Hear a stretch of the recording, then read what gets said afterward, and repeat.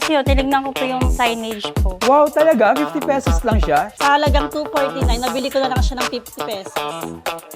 Last year pa ako naglalaro ng coloring.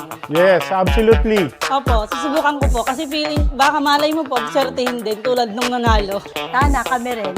Kung ako mananalo ng 10 million, May plano na tayo dyan. Bibili po ako ng sarili naming bahay. Makapagpatayo na sarili kong bahay. Pang business, kapital, ganun. Kasi yan talagang kailangan ko ngayon. bibili ako ng dream house at dream car ko.